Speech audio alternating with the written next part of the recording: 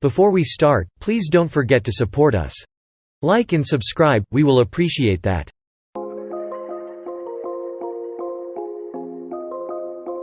MAISON IKKUKO is one of the most anime that doesn't get much credit. Godai is a ronin, a student who failed his first go-around at his college exams and must study to take them again.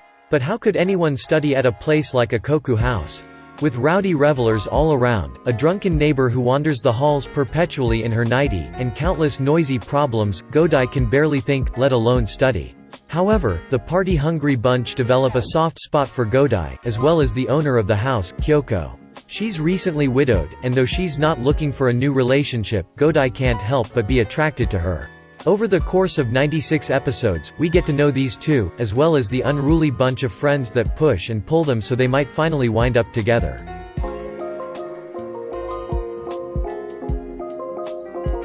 Slam Dunk, Hanamichi Sakuragi, infamous for this temper, massive height, and fire-red hair, enrolls in Shohoku High. Hoping to finally get a girlfriend and break his record of being rejected 50 consecutive times in middle school. His notoriety precedes him, however, leading to him being avoided by most students. Soon, after certain events, Hanamichi is left with two unwavering thoughts. I hate basketball, and I desperately need a girlfriend. One day, a girl named Haruko Akagi approaches him without any knowledge of his troublemaking and asks him if he likes basketball. Hanamichi immediately falls head over heels in love with her, blurting out a fervent affirmative. She then leads him to the gymnasium, where she asks him if he can do a slam dunk. In an attempt to impress Haruko, he makes the leap, but overshoots, instead slamming his head straight into the blackboard. When Haruko informs the basketball team's captain of Hanamichi's near-inhuman physical capabilities, he slowly finds himself drawn into the camaraderie and competition of the sport he had previously held resentment for.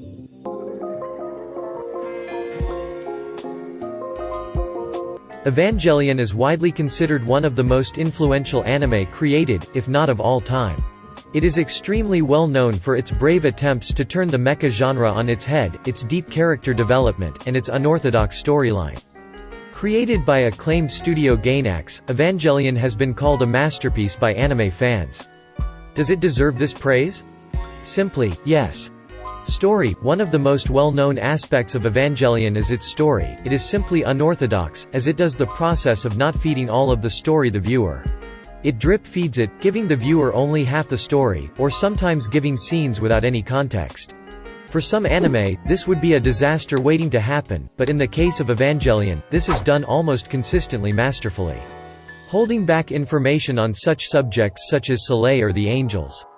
Many have criticized the holding of frames later in the series, but taken into the context of the fact they were running out of money to make the show, is understandable. For many fans, their major criticism of the anime is the handling of the ending, which many consider far too out there and simply crap. I too am not a huge fan of the ending, but taking the ending to the TV series, inside the context of the true ending movie, The End of Evangelion, the ending can make a lot more sense. And thus I enjoy it far, far more. To stop me from ranting on for ages, Evangelion's story is a masterstroke in writing, one which has been a hard feat to replicate.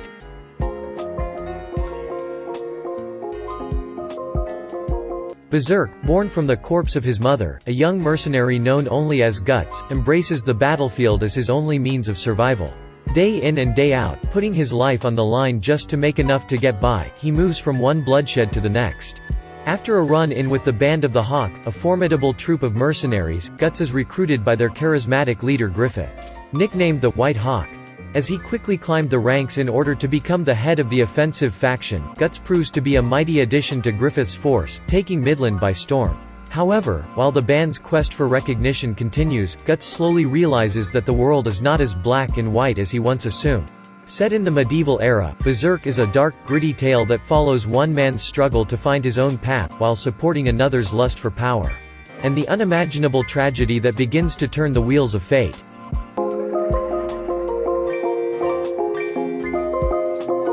Cowboy Bebop is one of those series that is just impossible to criticize.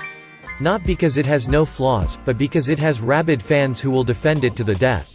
It has obtained the mythical, classic armor, which is an abhorrent carte blanche, bestowed upon only the most overrated of anime.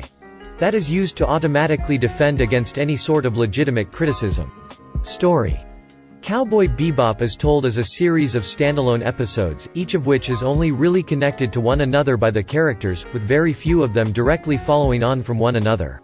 One of the big advantages of the show's storytelling method is that it allows the viewer to jump straight into the story at almost any point, however. It should be noted that many shows that adopt the episodic format are often let down by poor character development. The fact that the series manages to develop its characters, and develop them well, is a testament to the strength of the individual episodes as standalone stories. And the personal history of each character, which becomes clearer as the series progresses. In essence, Cowboy Bebop is more about the characters themselves and their relationships with each other, than it is about their adventures. There are a number of episodes where the viewer may feel a strong connection to the characters, their history, mannerisms, pet peeves, etc. Something which is difficult enough to accomplish in a normal sequential story.